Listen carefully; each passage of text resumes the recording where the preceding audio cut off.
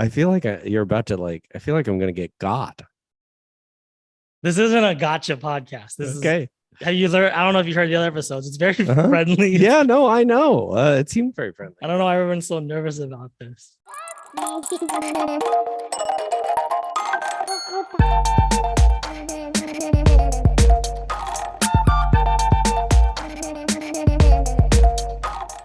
Hello, everybody. Welcome to another episode of Long Form Conversations, the podcast where we talk about long form improv. Before we introduce my guest, I just want to do a little bit of housekeeping. It's embarrassing to do this, but don't forget to subscribe or like or rate or whatever the platform you're using. There's so many different things now, but like you're smart, you know what to do. Help me boost this podcast and share it with any friends, share it with any other improvisers, anybody who's taking classes. That's what it's for. It's not really for normal people. It's for people into improv. So share it with anybody, your teammates, your classmates, things like that. All right. Now that we got that out of the way, I want to go ahead and introduce the guest for this episode. Someone I've been wanting to have on this podcast for a while now. He is a improviser, a teacher, a small business owner, and a writer. Please help me welcome Jake Jabbour. Hey, how's it going, Jake? Good. Thanks for having me. Glad to have you. Thanks for making the drive over. Oh, you know what? I walked. You walked? Yeah, that's right. I walked. I don't live very far away, so I don't want either of us to get doxxed, but I only live. I live about a 15-minute walk. That's so. Right. Yeah. I saw you walk in for groceries that one time. I was like, what? Oh, that's right. Yes. Yeah. Mm-hmm. Well, thanks for powering through the 80-degree weather we're having. Of course. Are you kidding? A little sunshine, about time. It's beginning to look a lot like summer. Yeah. I was like, ooh, this will be nice. I get a little sun while I walk. So something I wanted to bring up with you. Yeah. You're one of the rare people that I've got that's like, sorry to say, but you're like one of the most senior folks on at UCB now. Oh, yeah. I'm sure you're aware of that. Yeah. I did the math. You're tied. You're like the second most senior person. I'm sure you probably already knew that. On Harold Night? Yeah, on all of Harold Night. I don't think I did know that. You're tied for second with a lot of people. I'm tied with second for a lot of people. Yeah.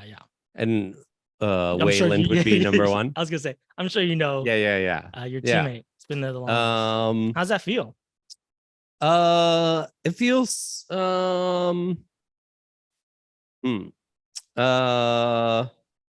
feels odd, I guess. Because it was just like yesterday, huh? You were just like one of the new No, it definitely doesn't feel just like yesterday. I think it feels odd because I never thought that I would get to the place where, and I still don't feel that way. I don't feel, well, this is going to be contradictory. On the one hand, I don't feel senior. I think like because of my experience, I will always have, maybe not always, but it feels that I will consistently have this feeling of being on the outside. I think the system is also the system. I think the structure of the theater is also set up that way, that whatever level you're at, there's always another level that you sort of feel like I'm not a part of that level. So to say, yeah, senior on Harold Night is that qualifier of like, oh yeah. But UCB as a whole, I always still feel like, oh, I'm kind of like, I feel like I'm on the outside looking in. But the contradictory part of that is I also do feel a little like I have a bit of senioritis where I'm like, I have definitely lived through the bubble where improv in general got very, very big and I think burst. And now is much smaller. Even though I think it's more common, I think people know about it. It's permeated culture. It's smaller than it used to be. And it was only really big. I mean, that's why they call it a bubble, I guess. Like it was only really big for a few years. Yeah. And from my perspective, I've been through it and It's like a fun history that I have, and I can look back on it. And I'm also at the sort of place where it feels like, okay, this has served me, and hopefully I've served it. But our journey isn't meant to like go on forever. Oh yeah. I Yeah. mean, definitely like I should look that up. Wonder what the longest tenure has ever been. Yeah, Might be Wayland. I think it is.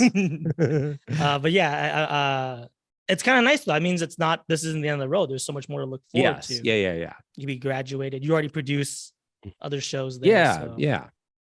plenty more to look forward to. Plenty more. Yeah. Lots of stuff on the horizon. Yeah. As far as that bubble kind of pop in, I see, I know what you mean. Yeah, definitely as like an outsider, you can start to see it used to be so tough to get noticed or to like make friends or to meet people because it was just so full. It felt tough to kind of stand out amongst the crowd. But I do see now, rather than having one big bubble, there are kind of like these tiny little bubbles that people are like gravitating towards. One of those bubbles being We Improv. Wow. Thanks. And you should be proud to hear this. I don't know if you realize, I know you've been listening to all the episodes in the past, but 5 out of the last 9 guests have all been We people, and they've all attributed a lot of their growth. Wow. That feels really good to hear. That's excellent. And we'll probably talk about this more once we get into teaching, but I just want to ask, just like how everything's going with We, how do you feel about it? What are some, short-term, long-term goals you have for it? Let's see, but things are going well. Well, actually, let's I guess preface it in case people don't know what we are. You want give me the elevator, the podcast pitch. The podcast pitch. We Improv is a school and performance business. A troupe. I don't know. Co-op. I don't. What do they call that? A theater troupe, sort of. I'm not sure. Community. Community. Yeah, it's a community.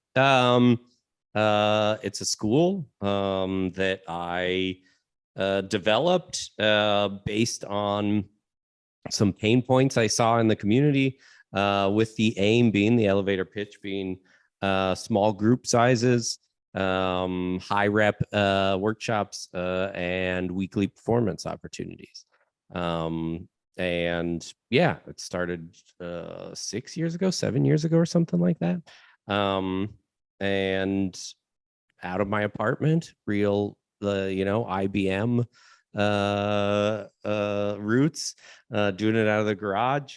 And it's great. It's been a lot of fun. And I think it is always really nice to hear when people are credit it or talk positively about it. It is sick, or I don't know if it's cyclical, but it is like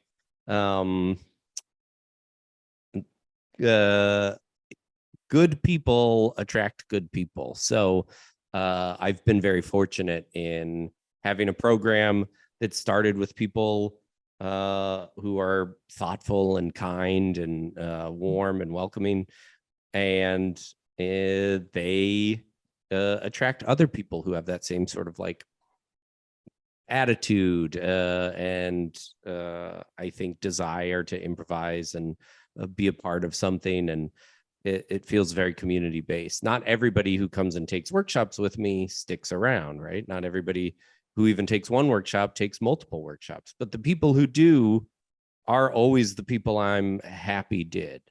And you get all sorts of people who will take your classes, and the people who kind of stick around are the people that I'm so happy stick around because they are like they want to get better, and they have a self-awareness, and they're thoughtful and compassionate and considerate and very talented and driven and persistent. And so I guess that's what I hope to continue to do. Yeah. And at the risk of inflating your ego, I would say a lot of that comes from the top down. And when it comes to nice. you're the top, you're the guy, right? So I think to kind of speak to that, I think we've all met them. We know this community, there are some people that are more competitive or more I guess not like team based, or not really like focused on everyone else. And I think they'll take these classes and these workshops, and they'll see you and they see how you operate, and they're like, this ain't for me. Yeah. Right. Versus the ones that do stick around, they're just like, oh, Jake, much more my wavelength. These classmates that I have, these people that come to these shows, they're all the same wavelength. So, it's like you mentioned, like attracts like. Yeah. And Yeah. if you had been a competitive, mean jerk, those people would have been like, yeah, hell yeah, this guy gets I would have it. held on to those types of people. That's very kind of Yeah. you to say. Yeah, that's probably true. Well, it's probably because I am one of those people. That's right. You are, thankfully. Did I just compliment myself? You did. You did a great job. That was nice. Yeah, sweet. Yeah. Slid that right in there. Yeah. That was excellent. And I'm nice too. Yeah, you are nice. All right. Well, let's go ahead and jump into our first segment, which is going to be Improvster Syndrome. This is your opportunity to talk about your improv journey, how you got to where you are. And my main focus, I should probably be like priming my guests for this too. Like also bring up like those moments where you kind of felt unsure yourself. Because the whole point is not for people to be like, look how great I am, look how much I've done. Yeah. It is more so like I've been in your shoes. There have been times when I have fallen in my face first, and then I persevered through that. Yeah. I had a friend that I'd known since elementary school who moved out to LA. He told me about the UCB theater. He said, like, I saw Sarah Silverman for $5. And I came out to California kind of wanting to be in LA, but also having family in San Diego. And at the time when he like told me that, he was like, if you came out tomorrow, I could get you a job as like a runner or like a PA or something. It took me like 6 months to get out here. And then he was like, I can't get you a job anymore. So I lived in San Diego, but I came up here. He took me to the theater. We went to ASCAT. And then I bought it hook, line, and sinker, right? I had a great time at ASCAT. At the end of ASCAT, they go, and if you want to learn how to do this, we teach classes. And he was enrolled in classes.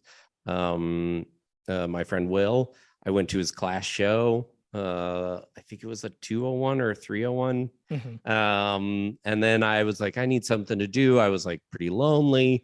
I was living in the Inland Empire, but I was coming to shows. And so I signed up for 101 because I went to his class show. It seemed like approachable, accessible. And so I was like, but then I got really nervous. I was like, oh God, I don't want to do this. What am I doing? And I took 101.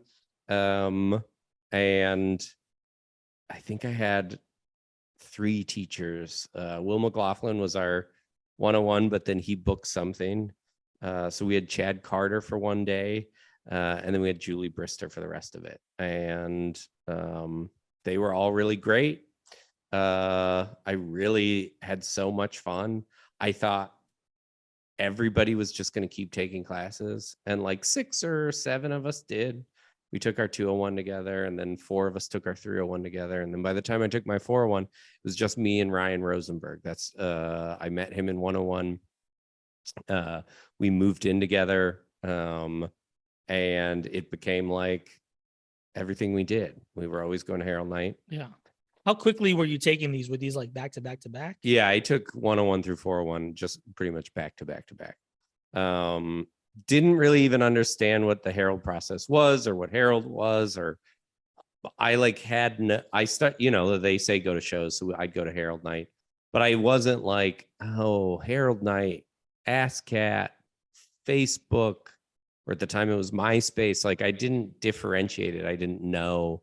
I wasn't taking it ever to be like, I'm going to be up there. I was just like, I can't believe you can pay money to goof around. Like it was so fun.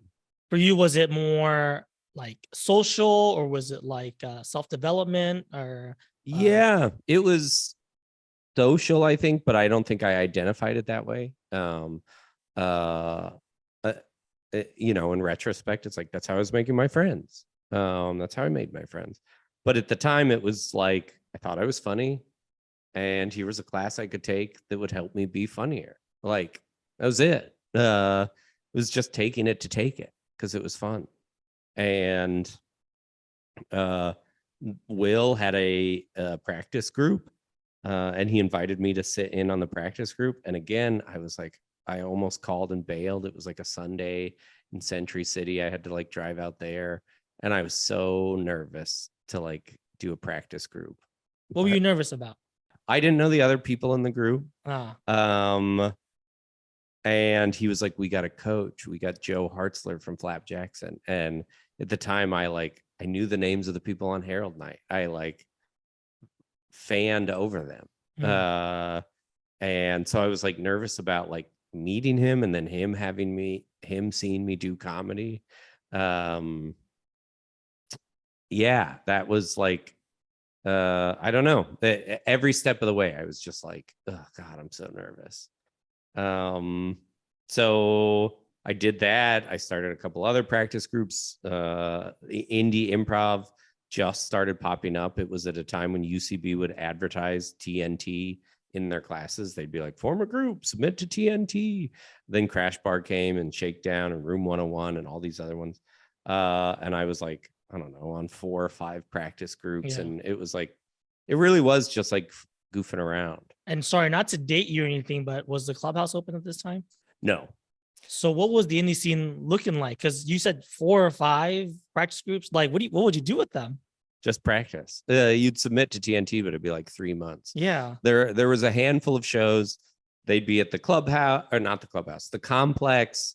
There was a theater row that has since been turned into a vet.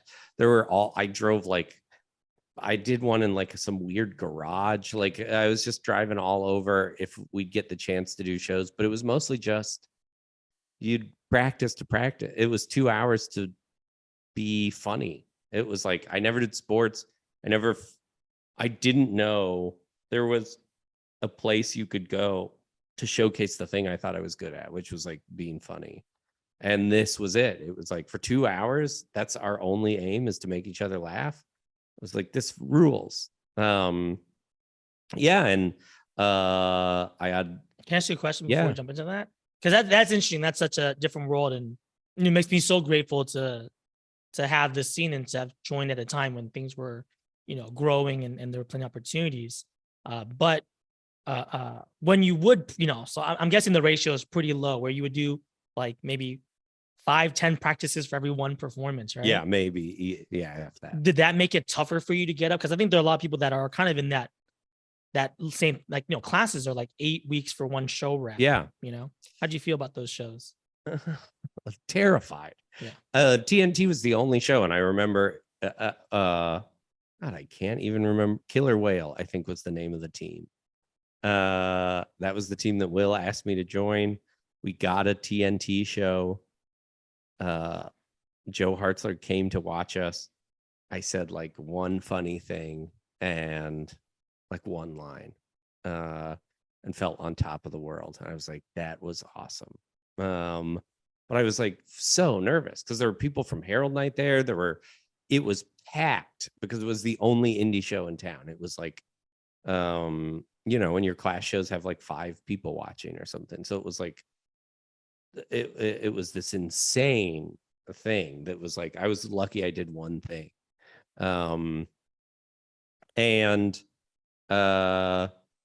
Yeah, that, and then there were Harold auditions, and I remember doing my first Harold audition and like terrified. I made every wrong choice you could make.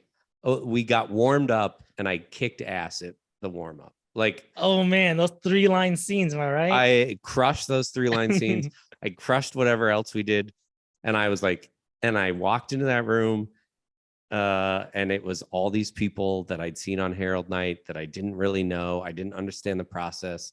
I fucking ate shit. I did the like denial thing where it's like somebody initiates and then I change what our relationship is to make them seem weird. At what point of the improv journey was this? Like a year in or 2 years? Yeah, a year in. A year in. Like first opportunity you could. Yep, first opportunity I could do it. You used to be able to sign up as a team, so we all signed up together. Oh wow. Yeah, you had to go to Franklin in person and sign up as a team, and we signed up and we had a spot, all of us together. That's insane. It's insane. That sounds like a recipe for like drama. Yeah, well, and then we hung out that weekend or whatever. and 5 out of the 7 of us or something all got emails saying they got callbacks. I didn't get a callback. They went and did their callback, and I was like, whatever. I That's did good. not bother me because it was like I just started. Yeah. And then they all, and then I don't know, the second audition, I mean, I could go through them all, but How it many was were like there? 8 or 9. Wow. I it took me longer to get on. I think I might be in the record holding near there too. And at that point, were they happening twice a year, or were they happening once a year? They were happening once a year, and then I was there for the first year of mess hall. And they didn't really even tell you that you were auditioning for mess hall, which was like is now Lloyd. They didn't tell us that's what it was. So it was like we did a Harold audition, and then somebody I was on a text with was like, "Do you know what this mess hall is?" They asked me to do mess hall, and I was like, "I don't know what that is." Oh, back when it was like invitation only. Yeah, and it was like, oh, they built the Harold teams, and then they asked people to do mess hall. Yeah. Then 6 months later, they did a mess hall audition. I did that. I got on mess hall. I had a real shitty time.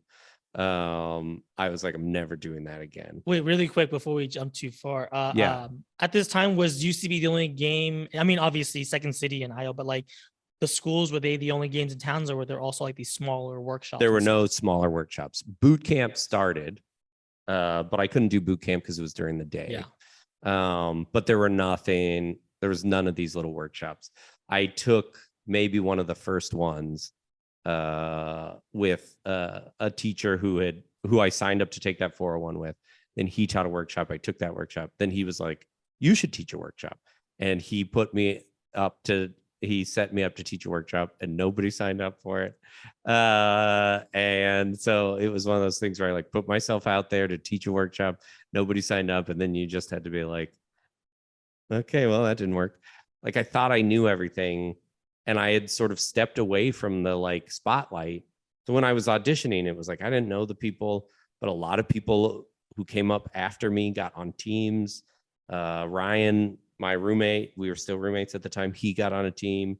I wasn't able to do boot camp. They were all bonding doing boot camp. Like I really felt on the out. Then I started to get in my head about it. Like my auditions were just getting worse and worse. And then I reached this weird point where it was like everybody knew who I was. So even when my auditions were good, it was like people knew that I could do better. So it was actually working against me a little bit because it was like I was having an okay audition, but people were like, "He's usually better than that." And then I was like choking under the pressure. To see a lot of your peers, a lot of your friends, and teammates get on. How did that make you feel about it? Was that more validating? It's like, hey, I've played with them. I can keep up, so to speak, with other folks. It was hard. It honestly was hard. It was really tough. Like in retrospect, it's like I don't know that. I'm so glad I did it. I'm so glad I achieved it.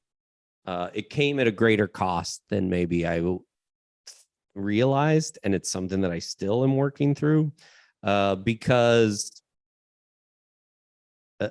now I believe that improv, above all else, is about socializing. It is about community, and the audition process can really tell people, it can really make you feel like I can't socialize, or these other people are better at hanging out, or other people picked them to hang out with and not me to hang out with. And the truth of it is all those practice groups I was on, all those like indie shows that I was doing, that was the goal. And I didn't realize it at the time, but it's like, these people want to hang out with me. These people want to socialize with me. And I'm having the most fun I've ever had. And I thought that if I could get onto that team, that would say like, it would validate me. And sure, it does validate in some ways, but it wasn't the reward I had been getting for the last 8 years, which is like, these people want to hang out and spend time with me. And the other people they have their group that they want to hang out and spend time with. So I didn't have the best outlook, but I just kept doing it because I couldn't not do it. Yeah, that's something that I've realized since getting on Lloyd, and also I think something that my generation and my era of improvisers, we're very blessed and very lucky to know that. Like I said it, I think to Eli on his episode, but like I was very lucky that the pandemic happened and all the major schools shut down, and that whole idea of like being competitive or feeling accepted or rejected, or basically just putting my own self-worth or value into like a third party was gone, and all that there was just the indie scene. So we got to see the forest from the trees, and I think we all got to appreciate the fact that the journey is the destination, right? Yeah. So like in like submitting for shows and starting groups and teams, that was all, or that was the validation that we got or needed or valued. So then kind of having this kind of rear its ugly head back and say, hey, by the way, audition's coming back in.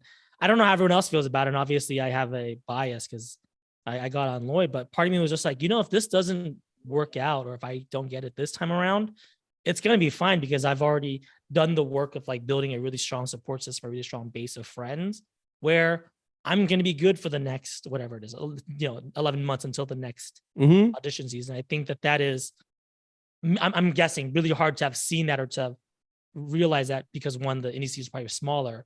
And then two, that was kind of just the cycle, right? Of every single year, this is going to happen. But to have this break from it, myself and some of the peers that I've talked to, we're kind of just like, oh yeah, we're in it because we love the game, and UCB and house teams, that's one place to play the game, but we can play it in so many other ways and places. Yeah, that's great. That's such a great perspective to have. I could have benefited from that. Yeah, too bad there wasn't a pandemic when you were coming up. Yeah, too bad. I could have I needed that forced break too, but it was like I was constantly striving for acceptance, but the whole time I'd already been accepted. Yeah. Everything that I'm most proud of was the result of being rejected during an audition. So I wrote a sketch show that got a run when I got rejected. I co-created We're Gross with Gilly after being rejected. I started the Meet Improv podcast after being rejected. I took a pilot writing class and wrote a pilot. Everything that I did, that I wrote another sketch show. Like I directed one. Every time I got rejected, rejection is a biological response. We're meant to feel bad because it is supposed to get you to do the thing, to not be rejected, to be a part of the tribe, the pack, right? So you are supposed to feel like, ugh, I got to kick my shit into gear.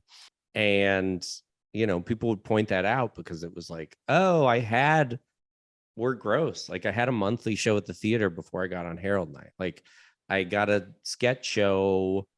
I got a sketch show to get a run without ever taking a sketch class before I got on Harold Night. And I still was like, but I want to get on Harold Night. Like I wrote a rap about it and performed it at We're Gross, and it was a disaster. And everybody was like, you skipped the line. Like you got to do your own show. And I couldn't see that. I was like, yeah, but I'm not accepted by the thing I love so much. And everybody with kid gloves was like trying to tell me, no, you have been accepted. Look at all these people. And I just didn't see it. And I was like, I'm going to figure this out. And the last year I auditioned was the last year I was going to audition. Like I know, really, I was like, because 2 years prior to that, I ate shit. I showed up in a tuxedo because I ran from a wedding to make my callback. I got in my head. I didn't listen at all to the monologues. I participated in a group game where I lied about being sick. That was my only contribution. I've never shit the bed that hard in my life. I sat in on auditions. I've never seen anybody do as bad as I did. I did the worst. And it got back to me that people were like, everybody was rooting for you. That was the year you were supposed to get on, and you just did so bad they couldn't put you on. And then the next year, it was like there were rumors that it was like I was on a team and I was pulled off a team, and then I was back on a team. I was pulled off a team and I didn't get on that year. And I was like, you had gossip about you? Yeah. Lots of gossip. And then, well, what's the truth? What's the fact of the matter? I don't know what the truth is. But there was a thing where it was like, there was supposed to be an 8th team and you were on that 8th team. And now I could probably ask and find out. But and the last year I was like, this is it. I either do it or I don't do it. And I was good, but I got lucky. My partner was a lunatic, and it was easy to play the voice of reason. And then, but the year I got on, they did second callbacks, and I was asked to do another scene. A special scene. Okay. So this is the 9th time I've auditioned, and I had to do a second callback and a second scene. And I was like, you guys you haven't seen me improvise enough. I've been doing this for a decade. You guys need to see me do one more scene. I was like, either I'm on or I'm not on. And so it's very interesting that mindset that you have, where it's like, you guys don't know me by now. But I think that what that kind of speaks to is that they don't look at your cumulative record, do they? They kind of have to judge you. I mean, that's kind of reassuring that they base it only on the audition and the audition only. And it varies year to year and who's the AD and stuff. But it was like, I had my good friends sitting in on the Harold committee, people who were texting me going like, hey, I'm in the room, just so you know, don't freak out. And I love that support. The flip side of that is it was hard to be judged by my friends. I'm sure. Yeah. It was really I don't have the self-esteem or the self-image to handle that really well. Right. That's all to say, I look at the teams on the years that were made that I didn't get on, and there's not a world in which I would have been put on bitchin' if it didn't break the way it broke. And I'm so happy to be on that team. I love those people. And there were multiple times when I was on Harold that I wanted to quit, that I was like, I did it. I got on. I don't think this is for me. I still feel that way sometimes, but it is never because of bitching. And that was my 3rd Harold team. And I can't imagine a team that I would be more happy to be on. And I think it's very rare, and it wouldn't have happened if it didn't happen the way it happened. So that's the upside to it. The downside to it is there was a lot of oh, this is fucking stupid. What am I doing? I'm bad at this. What am I doing? Do you think in that final audition, because it sounds to me that you didn't have a different approach, you didn't oh, that's the year it clicked or whatever. You were just going to continue to be yourself. But do you think maybe the mindset of this is it, go for broke, did that play a role, or did you have any other strategic? I wish I could have said that. I wish I could say that I was cool as a cucumber and fuck it. Yeah. I just, this is hyperbole. But rejection and those high tense situations can create mild trauma, right? And biologically, your brain doesn't recognize mild trauma from severe trauma. Trauma is trauma, right? And if you are put back in a situation that was traumatic for you, it will reignite those feelings. So at some point, it became increasingly difficult for me to get on Harold Night because I was revisiting a traumatic experience. So the last year that I did it, I wasn't any more calm. I did read The Inner Game of Tennis, which I attribute to a lot of success I had that year of being that's exactly what I was trying to do. I was forcing it. I was trying hard as opposed to being relaxed and just being effortful. And I did be more present, and I was being effortful. But I had tried everything before that, and it was just yeah, part of the experience. But it was like at that point, I was talking to people who'd never auditioned before, who didn't come with all this baggage. And I was entering into it feeling like this is awful. Every time I do this thing, I feel awful. But you know, just the audition though, not improv in general. yeah, just the audition process. Yeah. Yeah. So yeah, but again, it's like, yeah, there's all these different situations where it's like I could have got on earlier if I got somebody that I was easy to voice of reason with, or if I hadn't fucked up 3 or 4 times, I wouldn't have been nervous the 5th time. And or if whatever, you know, it's like I tried to them in the morning. I tried the evening auditions. I like tried every sort of thing. And it's like, it didn't have anything to do at that point. It was like, I was already coaching. I had an improv podcast. I was doing all this stuff that was making me very happy. It was just this like little thing hanging over, and I got it, felt great. And then it went back to like, oh, everything I thought that was going to do, I got on the way to that. Yeah. One last question I'll have to ask, and this is something that I think is not going to apply to everybody, but especially with this past season, I don't know, but probably one of the biggest classes ever of new house team members. Do you have any advice or anything you want to say about your first, freshman, sophomore years of Harold? Man. Yeah, I mean, it's going to be advice that I was given too. And it's like, I didn't take it. I don't know that I can, but it's like, try and not be so precious with it. I was so tense my freshman year on Harold Night. And a lot of that isn't, you can't help. It's a tense situation. It is the structure of it. Everything around it is like adds pressure and stakes, but it is improv is an imperfect art form. I say that all the time. So you can always leave a show going like, I did this wrong, this didn't work, whatever. I think you should train your brain to focus on what did work and focus on what you had fun doing. I think it is a rare thing. It's even more rare now that you get to have fun in front of a crowd like that. Have fun in front of a crowd like that. Like, you can hold it tightly. You can do everything textbook, and it's not going to change the fact that it all comes to an end at some point. And maybe it comes to an end in a year, maybe it comes to an end in 4 years, but it will end. And the amount of time I get to improvise is getting whittled down.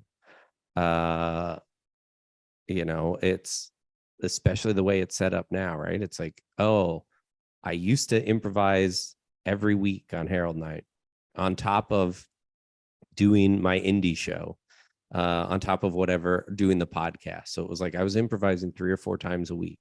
And due to some choices I made and some choices that were made that I didn't have control over, it's like I improvise twice a month. And if I make space for myself at we. So I went from 3 or 4 times a week to twice a month.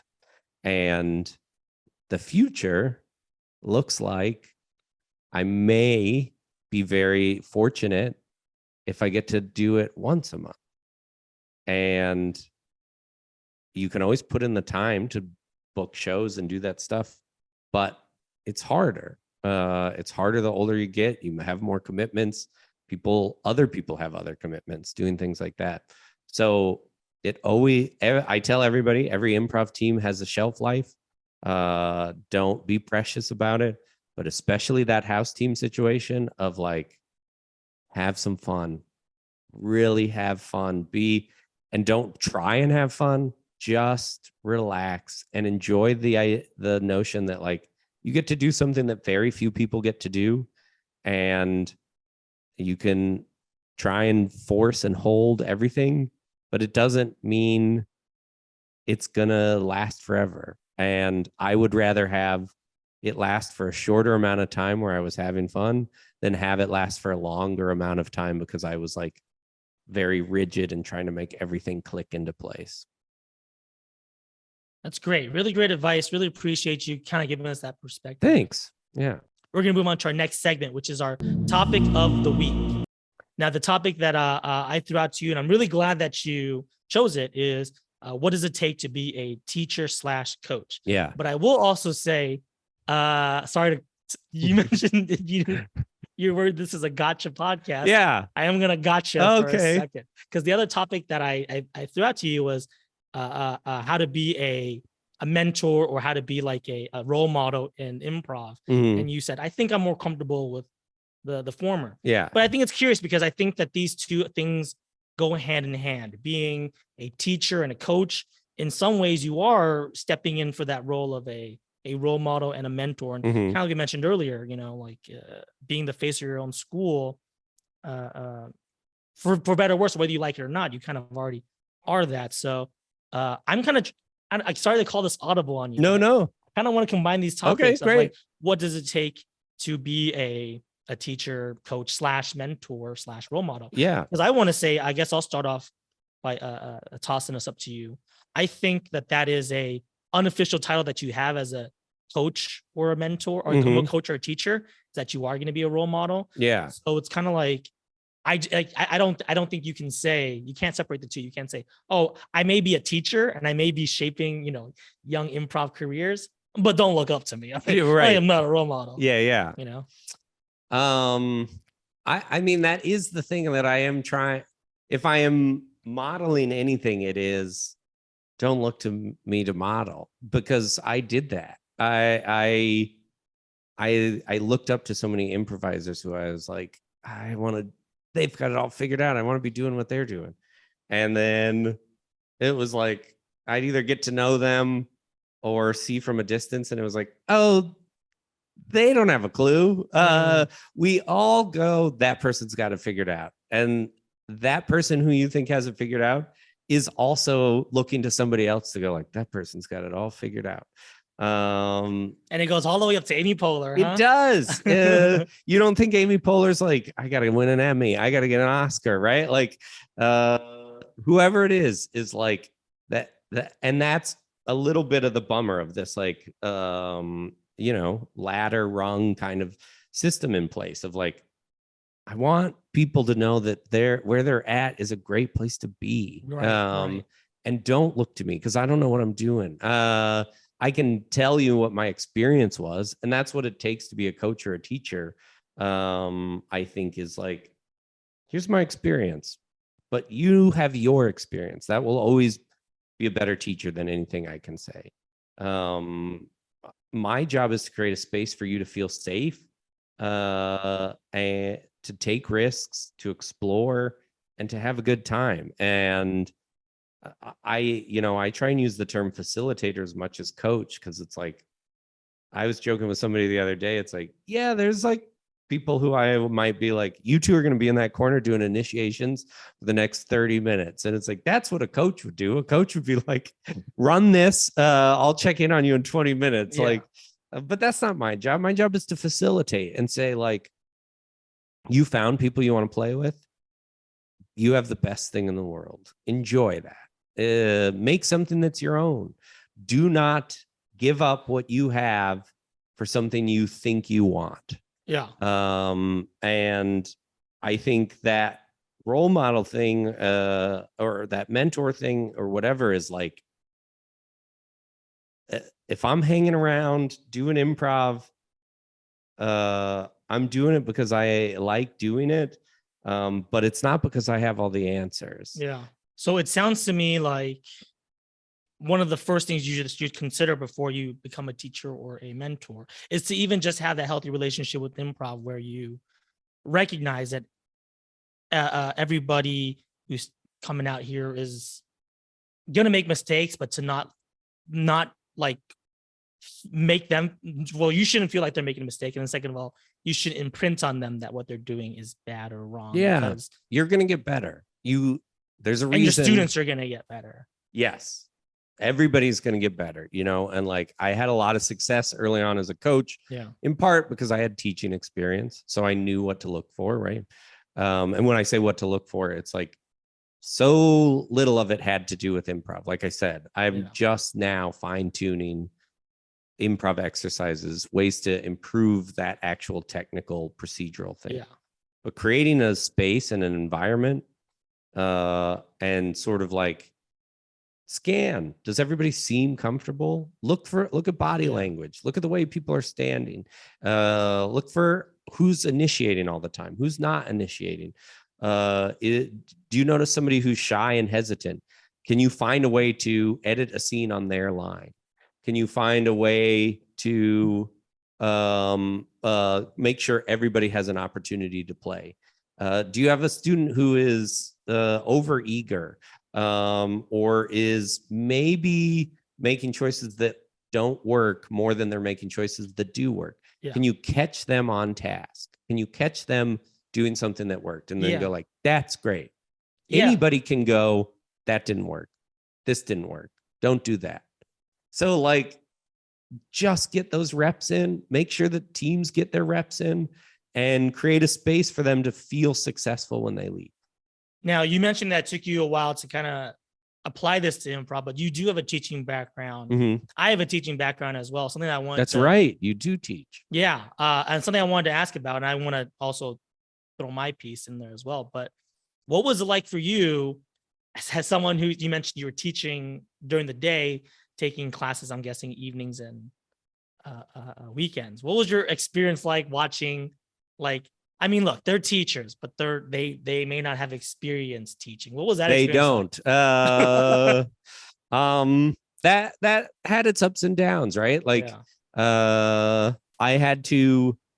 I think I had an advantage in some ways that I was able to filter when I had a teacher or something that I was like, oh, for me, it was really important to get a coach or a teacher who I liked their style on stage. I liked the way they played. And I quickly learned that like being a great improviser doesn't make you a great teacher. And being a great teacher doesn't necessarily make you a great improviser. I had some phenomenal improv coaches and teachers who I would say like their stage, the way they play, it didn't resonate with me, but they were so good at it. And so, but I was able to filter of like, ooh, that's like an ineffective teaching strategy. I don't need to take that note to heart, right? Or conversely of like, boy, this person is doing a really great job of like highlighting things that are working, asking for multiple responses, creating this thing. It's like they are creating a space for me to do a lot of learning, and that's excellent.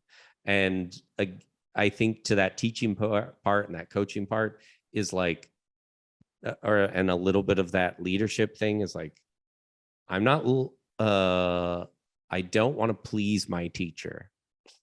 And I don't want to be a teacher who is like, who's going to do what I like? I want a relationship that is saying like, do you feel comfortable taking risks, making choices? Great. Whether you make a choice that I like or don't like, if you made it and it's not minimizing somebody or creating otherness, or it's like you get a good from me. Mm-hmm. I don't want you to try and do what you think I think is funny. As a teacher, there's students who feel tense or threatened or intimidated or fearful. Their executive functioning shuts down. Mm-hmm. They're in fight or flight response. So you need them to feel relaxed so that their executive functioning works, so that they can organize and make lists and respond and listen. So that's a big component. Yeah, I definitely agree. It sounds like we may have had a lot of similar experiences, particularly just to address what you were just saying there.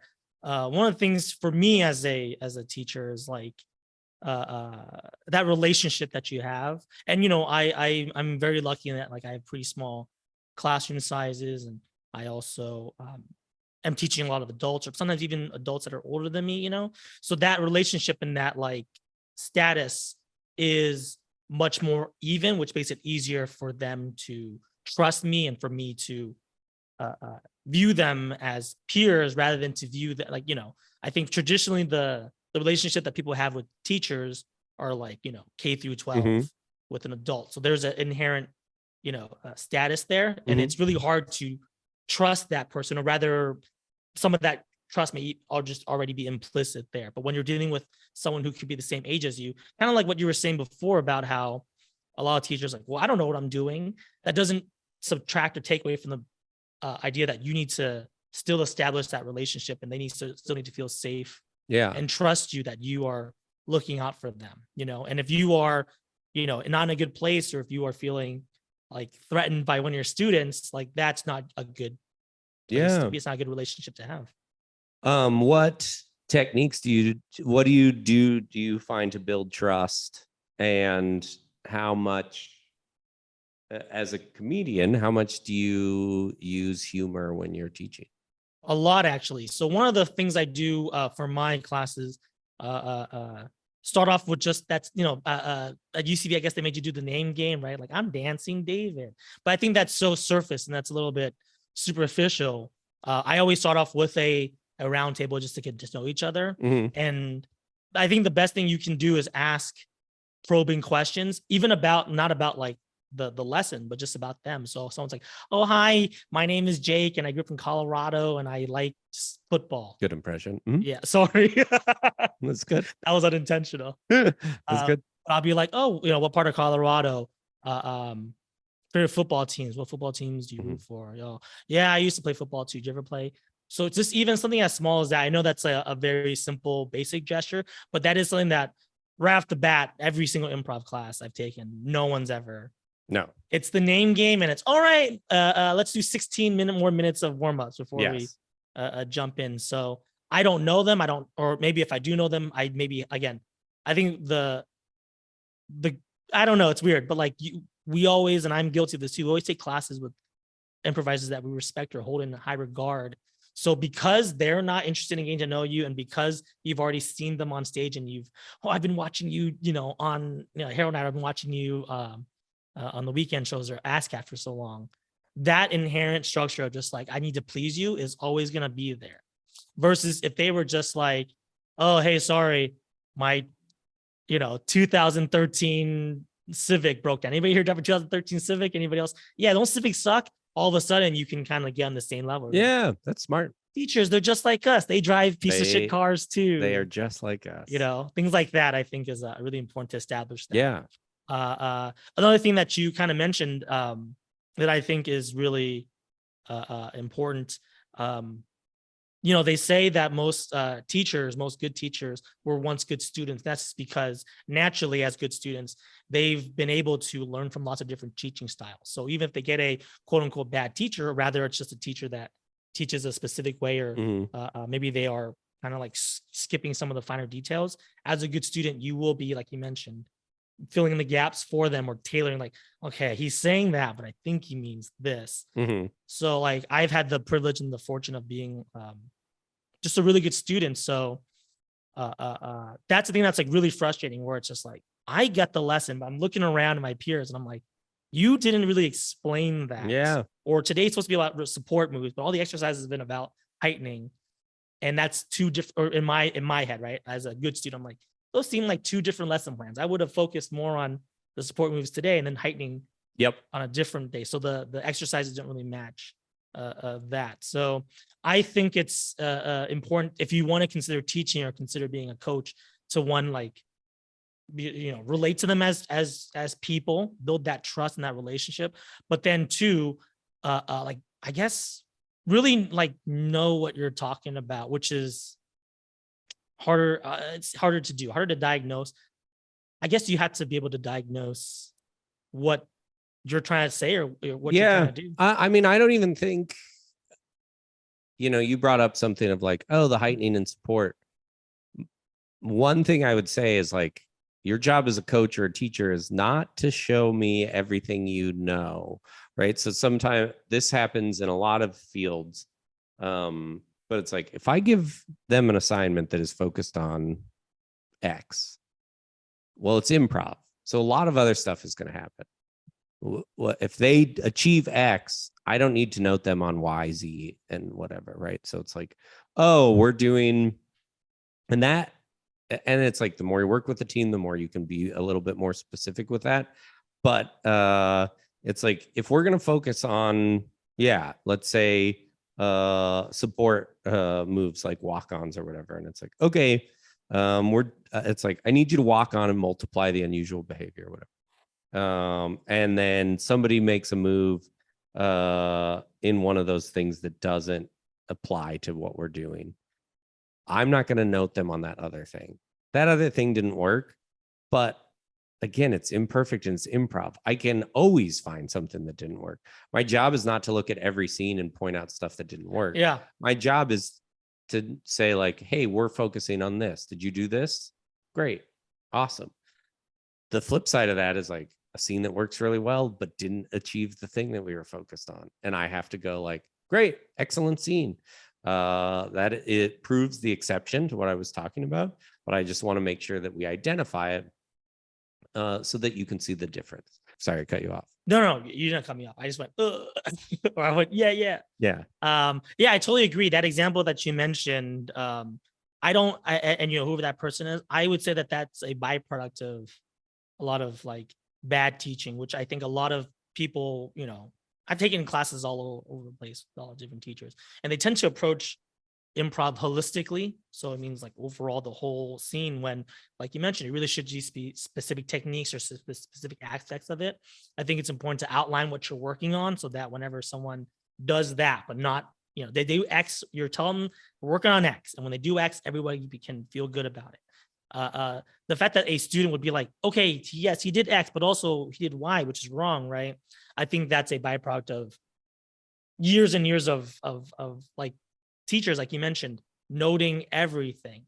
One of the big pet peeves I have about a lot of the way that students get noted, and this happened right once I started joining Lloyd, I started getting all these different notes. I'm like, these are notes I got back in 101. Not that they're the same notes, but these are the same type of notes I've heard. So what that kind of clarified to me is like, you're treating 101 students, or you're measuring them around against the same rubric as you would someone who's on a house team, right? Which is ridiculous. You have to, it's like whatever they call them, baby steps, just like a slow progression.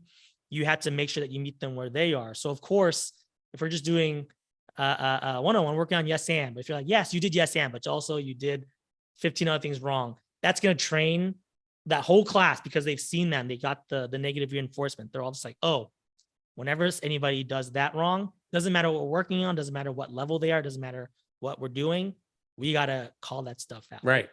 So I don't know what the qualifications really are to be an improv teacher at like, official schools. Mm-hmm. It does seem like just being a good improviser, being on a house team, having a like track record is what helps. It also seems like just having marketability, right? Like, hey, Jake, that teacher that asked you to coach a workshop. It's just like, I think if you taught a class, people would sign up for it. But what would you say are the actual requirements, if any, or prerequisites there should be to becoming an improv teacher, aside from being able to sell, 18 slots? I don't know what the actual ones are. I mean, I know they're always looking, and they're even like a school like UCB is always looking, and they're looking outside. I think it says that now, like we'll take people without UCB experience or whatever. I don't know what that means. For me, I think the requirement is like, have you failed a lot? Have you made a ton of, and I know I just talked about failure, but I mean, like, have you made a ton of choices that didn't work? Have you done this for a while? And like, it is and it's like, I don't think you need to have done it that long. I also don't think like getting on a house team qualifies you to do it. I think what qualifies you to be somebody who could do it or say that they could do it is like, do you have an education background? Great. Are you going to create, like, are you comfortable coming in and not feeling like you have to earn your money by pointing out everything that isn't working in the thing, right? And dependability. I know that's a weird one, but it's like, can you be there? This is improv. It attracts people who don't do homework, who don't like to prepare, revise. who live a little more loose and casual. It's like, can you show up? Have you had experience? Have you had teaching experience? And can you sit there without ego and let people like controlled chaos, essentially, right? Keep them on track for 2 hours. Don't talk for more than 30 minutes of the combined 2 hours, and let them just run stuff and make sure that they all leave feeling successful. I think anybody, for coaching, right? For teaching, I think you want to lesson plan. I backwards plan. That's a Teach for America thing. It's like, what's my goal? Great. How do I want to get there? What's the step before the goal? Great. How do I get to the next step? Great. Where do I want to start? All right. What do I want students to be able to do by the end of this? Cool. What materials or resources do I need? It should be something that they can hear and also see. The warm-up should have a purpose. The exercises should have a purpose. A purpose, not every purpose, right? Like you were saying. And then like, let's run a couple sets at the end. And stay on time. Show up, like start on time, end on time. Make sure that they are improvising more than you are talking, and look for opportunities to make people feel seen and successful. That will get you pretty far. There's plenty of people who are doing other stuff. You can get pretty far by being like, I'm going to create a space where you feel safe to play around. I don't know if that answered that. Yeah, no, true words spoken by someone who had 6 coaches in 6 months. Yeah. That reliability, that dependability is really important. It's huge. Yeah, one thing that really resonated with me that you mentioned was the failure thing. I actually didn't study education coming up. The reason why I got my job, and I think the reason or the thing that makes me good at it, is I used to work. So I work at a software company. I teach people how to use our software. But before I was the trainer on that for that product, I was working in tech support. So I've seen a lot of mistakes. I've made the mistakes, like people using, the users have made the mistakes. So I had to go in and fix it. So I had to get an intimate knowledge of technique, not of, like how it goes well or what's supposed to go well, but knowing the common mistakes or the errors or whatever, the conflicts or whatever that's prevents this software from working successfully. And when you can do that, or since I was able to do that, I knew how to approach things and how to explain things from well, this is a little off, or this is you're getting this error, the root of this error, or the places to look for this error are going to be here. I think a better way of explaining that, a less technical way of explaining that, is like cooking. If you're a natural, some people are just natural. It's like, oh yeah, I can just smell it. I can just whatever. I can see flavors, and they can cook really well.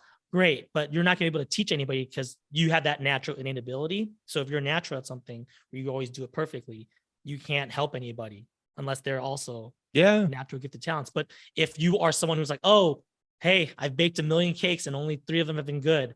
This is too watery because you added too much of this or not enough of that. So if you've seen the mistake because you've made the mistake 1 million times, you are then able to kind of, again, like, I hate to use, I keep using the word like diagnose, but I think that's it is, from it's a job thing at work. I would say, something you talked about of like asking people where they're from and having those conversations, like something that I think a qualification for a good teacher is like seeking to understand rather than seeking to be understood, right?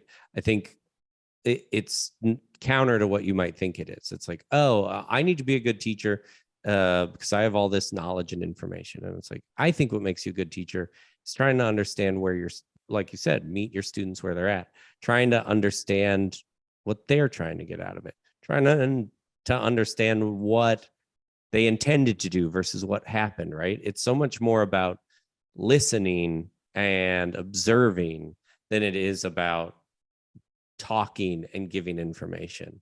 I think that does a huge service to sort of saying like, I'm here. What do you want to do? What do you, I had a team recently be like, we'd like more critical feedback. And that's not something that I necessarily use regularly that often, but it's like, I hear you. Let's try it. Let's go for it. If I'm not the person to do it, that's okay. We'll find somebody who is.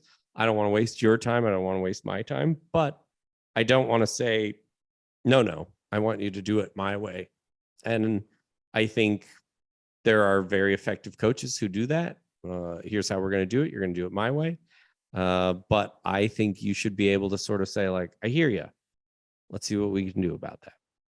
I'm going to take it back to something that you mentioned earlier. You mentioned the three kind of staples or focus points of we.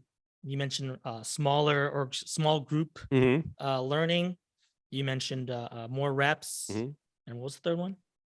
Weekly performances. Weekly performances. There was a third one then. I think it was the same as the second one, right?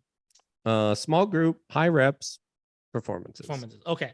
So does that mean the shortcomings that you identified with your other classes in the past were the fact that classroom sizes are too big, not enough reps, too much talking or exercises, and then not enough shows? Yep. So what do you think is about those three things, and why did you build or structure we around that? Why are those three things so critical? Because that when I got on the mess hall, right? So that was my first house team experience. It was like my 7th audition. And my experience was a class with 15 people. Maybe I got to know them, maybe I didn't, or a team that I created where I knew everybody. And in either of those situations, performance was its own thing that I didn't have any experience with. So I was like, this is going to feel like a team experience. We're going to do more in 4 weeks than you do in 8. You're going to feel like a team at the end of this. You're going to basically, I reduced the number of factors so that somebody can feel and learn about their own experience. I was like, I know what improv is. I know how to do this, but it was like, I was like, oh, I haven't done it with strangers and I haven't done it in front of people. So now there's all these new factors involved. And so my thing is like, week 1, you're going to get up on stage. It's going to be weird. You're going to be like, I can't believe we're doing a show. But by week 4, I feel very confident that a team that a workshop of 8 or 9 people, 4 workshops and 4 shows, by the end of that, they will be pretty good. Things will be hitting consistently because they just did a bunch of scenes together. They start to know each other, and they're less precious about it because it's like, oh, we're doing shows all the time. It's not like a 4 o'clock show in front of 3 people that I'm super nervous about. And my teacher counted 1, 2, 1, 2. And I now on a team with people I've never even done a scene with. So it's like improv is a team art form. It is collaborative. It needs to be set up to teach it that way. Right. Well said. All right. One last thing I will say, just to kind of speak to all that we've been talking about in doing this podcast and in talking to my guests and hearing their journeys through improv. One thing has rung true more than anything at all about their journeys. And it's the fact that nobody, or rather everybody, feels like their improv experience or their, careers never really took off until after 401, which I think says a lot about classes and the way that things are being taught. So like, if you are feeling like you're not getting it in the class or you're not feeling confident or ready, unfortunately, that's kind of almost by design. You're going to finish 401. You may even take a couple of advanced study classes and it's still not going to feel good or right in your mind. Yeah. Unfortunately, what everyone says that really does get them feeling more confident, like more in touch with their instrument, is the indie scene. Creating those teams, creating those practice groups, getting reps with people that they know and like and trust, finding a coach that they know and like and trust.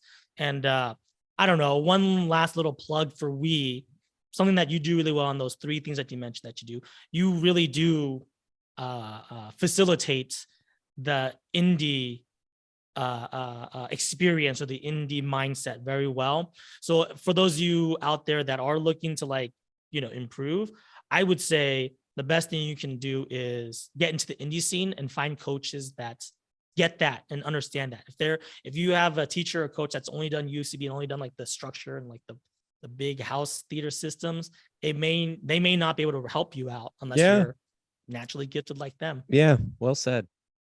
All right, great. We're going to go ahead and wrap it up with our last segment, which is our Hot Improv Takes.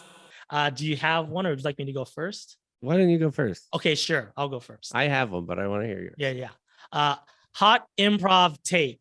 Don't say anything in the premise that you don't want people like joking about or doing a scene about. That's the whole point of doing an opening. You're not trying to be fun or cute or talk about how cool you are. Everything you say is up for grabs. So like, don't be like, my mom divorced my dad when I was 13, because we're going to do a scene about that. And if it's going to be traumatic, like, yeah, duh, you threw it out there. I don't know.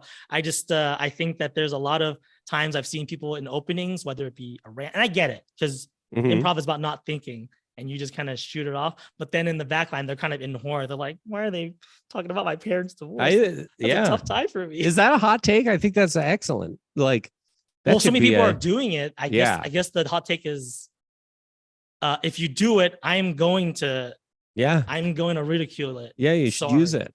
I'm going to use it. Yeah. Because the audience laughed, or rather, even if they didn't laugh, they're like, the fact that you brought this to us, to the stage, is the thing that we're joking about. Yeah.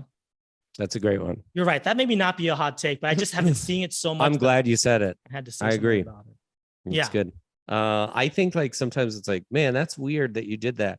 Weird for me, I don't have a negative connotation with. Weird is like, that's weird. That's the whole reason I'm up here, to hear that you do stuff different than I do stuff.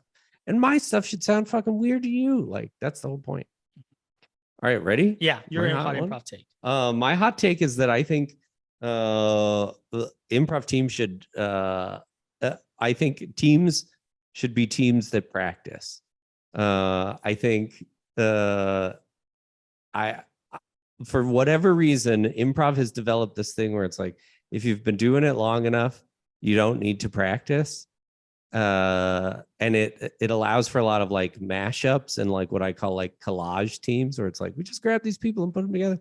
And it's like, I think that's fine every once in a while, but any other team activity where you rely on other people, they rehearse and practice. The Nuggets are going to practice next season. They won, but they're not going to just be like, we're going to show up and have a good time. Like, the reduction in practice and rehearsal to me is absurd. And I think like people rehearse plays and they have scripts, which are keeps you on the rails. We're making all of this up. You should know the person that you're improvising with well, and you should practice. I might get myself into a little bit of trouble for that one, but I think like if you're performing regularly, you should be practicing. I don't think you're gonna get in trouble, but I will say, this sounds very targeted towards like a team that doesn't practice. I can tell when a team is no longer practicing. I can tell when they've been practicing, and I think it's like, I don't know. It's never not going to make you better. Yeah. It's never not worth it. I know we're busy and stuff like that, but then it's like, maybe don't do as many shows or do whatever. I think it's practice. I hear you. I can definitely say, hey, sorry to like put people on blast, but like I see a lot of people that just, they show up or they say, hey, I'm starting a new team, and the team is starting to submit already. And I'm just like, oh, I see. You're trying to get more show reps. You're trying to get more bookings, but the foundation isn't there. Yeah. And then you see these teams that are practice where it's like, hey, they're newer, but because they've been working together for much longer, you're like, oh, yeah, that makes sense that they're doing a better set, Yeah. Or I'll see like a workshop, and and it's like, Harold Night and Lloyd Night, the improvisers on those teams get really good. Why? Because they're practicing and performing regularly. Like, I will have a workshop that at the end of the 4 weeks knocks it out of the park, and I might have another team that shows up and I'm like, you guys didn't practice. That workshop had their show was hotter. It clicked hotter. Yeah. And I can tell. And it's like, I know it's a lot of work, but yeah, just practice. All right. Well, thanks so much. I Yeah. think those might have been two of the most mild takes, but that's okay Yeah, because yeah. it's based on what we're feeling right now. Yeah, it is. Yeah. So you know what? They are hot takes Yeah. given the climate. Yeah. All right. One last thing to wrap up. Your plugs. Plug away everything you got. Go to weimprov.org if you want to sign up for workshops. You can buy shirts now. I wrote a book. You can buy my book at the website. It has a lot of improv in there, but it's about a personal. It's like a memoir. I went on an improv podcast tour after some relationships came to an end, so you can read a lot about my personal life. That's it. Go see David at Lloyd Night and see Bitchin' at Harold Night and see Glass Clown all over town. They're going to be at the Holy Shit Improv Festival, right? They've got a show. They're at We Improv the first and third Fridays. And you have your own show once a month, right? Yeah, that's great. Wow. Thanks so much for plugging. You bet. I love your Glass stuff and Clown. mine. Oh, thank You're you so a much. testament to teamwork. We're a testament. Yeah. And People we love were, you. I don't think I've ever said this, but maybe I did. We, Glass Town started at we were a workshop team. Yeah. And then we practiced and look at where we are now. I love it. I truly do. Yes. I point to you guys all the time. You're excellent. Thank you so much. All right. Well, thanks so much for coming down to talk about it. Thank you. Are you kidding? This was great. Yeah. Amazing stuff. Great. Thanks everybody for listening. Bye, everybody. Bye, all. Good job. That was a great. That was great.